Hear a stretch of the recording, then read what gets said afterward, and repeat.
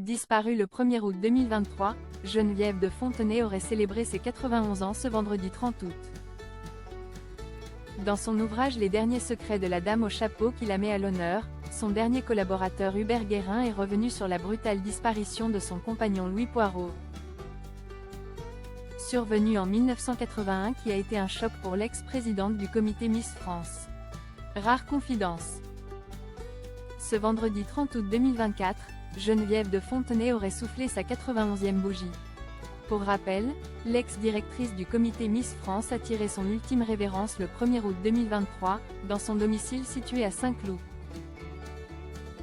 Quelques jours après son décès, l'ancienne patronne du célèbre concours a été inhumée dans la plus stricte intimité. Aucune Miss France n'a été conviée, seuls des membres de sa famille ont assisté à ses funérailles. Elle ne voulait pas d'obsèques à la Johnny Hallyday, a expliqué son ancien assistant Hubert Guérin dans les pages de Ciné Télé Revue. Je ne pense pas qu'elle attendait les hommages de Nathalie Marquet ou de Sylvie Tellier. Elle disait que ce serait le bal des hypocrites, qu'elle ne verrait de toute façon rien et qu'elle ne serait pas là pour répondre. Avec sa plume, le principal intéressé a décidé de retracer l'ensemble de son incroyable parcours. La plus belle histoire d'amour de Geneviève de Fontenay évoquée comme jamais. Dans son ouvrage intitulé Les derniers secrets de la dame au chapeau dévoilé le 31 mai 2024, Hubert Guérin est revenu sur sa romance avec Louis Poirot, dit de Fontenay, son pseudonyme de résistant durant l'occupation. Geneviève de Fontenay n'a que 22 ans lorsqu'elle croise sa route. Étant esthéticienne à l'époque, cette dernière qui endosse parfois le rôle de mannequin a également remporté le concours de Miss Élégance. Louis Poirot de 24 ans son aîné, ébloui par sa beauté, tombe tout de suite sous son charme. L'intérêt est réciproque. De fil en aiguille, le duo débute alors une belle romance. De leur histoire naîtront deux enfants Ludovic, 1954 à 1984, et Xavier, né en 1961. Durant les premières années de leur vie conjugale, Louis Poirot officie à la présentation du concours de beauté Miss France, tandis que Geneviève de Fontenay l'épaule en étant la secrétaire. En 1962, l'homme de sa vie devient délégué général du comité tout en prenant sa compagne comme assistante. Alors que tout semblait leur sourire, l'existence de Geneviève de Fontenay va être chamboulée le 16 mars 1981.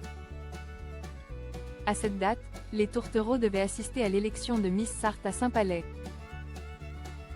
Louis de Fontenay emporté soudainement.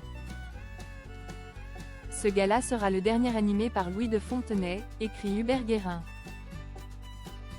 Malheureusement, Louis de Fontenay sera victime d'une embolie pulmonaire chez lui devant le débat qui opposait Valéry Giscard d'Estaing à François Mitterrand, précise sa veuve Geneviève de Fontenay. Myriam Stocco, élue Miss France 1971, se souvient parfaitement de cette terrible soirée. Je dînais avec des amis et le téléphone sonna. C'était Geneviève qui hurlait en sanglots, « Louis est mort, Louis est mort ». De son côté, Véronique Fagot-Malapert, Miss France 1977, a également été contactée par son fils Xavier. Il m'a téléphoné en me disant « Papa nous a quittés ». Le père de famille a notamment souligné que son illustre génitrice était paralysée par la douleur. Malgré son deuil, Geneviève de Fontenay qui reprendra progressivement les rênes du comité épate son entourage avec sa force de caractère. Louis est décédé un lundi et le samedi qui suivait, Geneviève était sur scène.